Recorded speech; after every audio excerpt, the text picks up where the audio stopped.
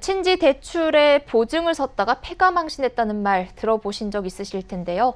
이런 사회적 폐해를 없애기 위해서 친지가 서주는 제3자 연대보증은 없어졌지만 여전히 살아있는 연대보증이 있습니다. 바로 법인이 은행에서 돈을 빌릴 때 법인 대표에게 씌우는 연대보증입니다. 이 연대보증으로 한 번 쓰러진 기업인은 재기할 기회가 없어지는데요. 당국이 마지막 남은 이 법인 대표자 연대보증을 없애기 위한 작업에 착수했습니다. 고현정 기자입니다. 금융당국이 지난 2014년 시작된 금융공공기관의 연대보증 폐지 이후 부실이 발생했는지, 발생했다면 어떤 규모인지를 조사 분석하겠다고 밝혔습니다. 또 도출된 결과를 기보나 신보의 보증심사 시스템이나 사후 관리 시스템에 우선 반영하고 민간 은행권에서도 연대보증이 폐지되도록 유도하겠다고 말했습니다. 그 연대보증이 없는 상황에 맞춤형으로 작동할 수 있는 시스템을 구축을 해나가려고 해요. 근데 이렇게 이제 신기부가 해나가는 것들이 이제 은행권한테는 하나의 좋은 사례가 될 거예요. 그래서 이제 나중에 이제 스스로 그 기업 여신 시스템을 개선하거나 고도화할 때 오늘 김용범 금융부위원장은 금융공공기관 연대보증 전면 폐지 1주년을 맞아 보증 폐지 상황 점검 회의를 열고 당초 우려했던 중소기업 금융위축은 없었다고 밝혔습니다.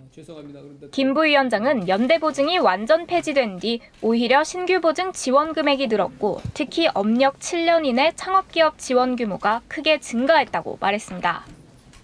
금융위는 또 지난 1년간 학자나 연구원들이 창업에 적극적인 모습을 보였을 뿐 아니라 실제로 한 청년이 고시원 총무 아르바이트를 하다가 떠오른 아이디어만으로 3억 원이 넘는 사업화 자금을 연대보증 없이 지원받아 작년 여름 창업에 성공했다고 밝혔습니다.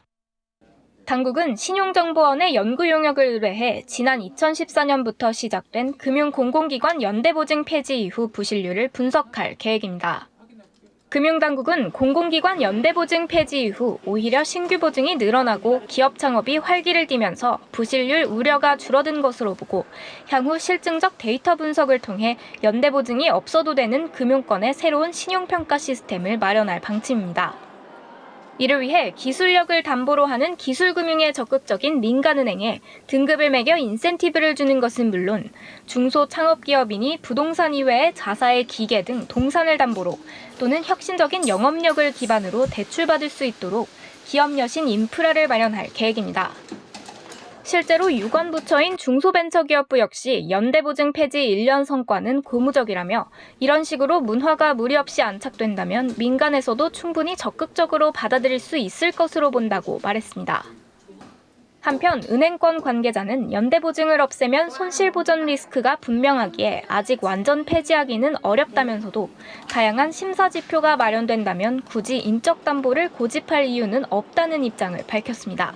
서울경제TV 고현정입니다.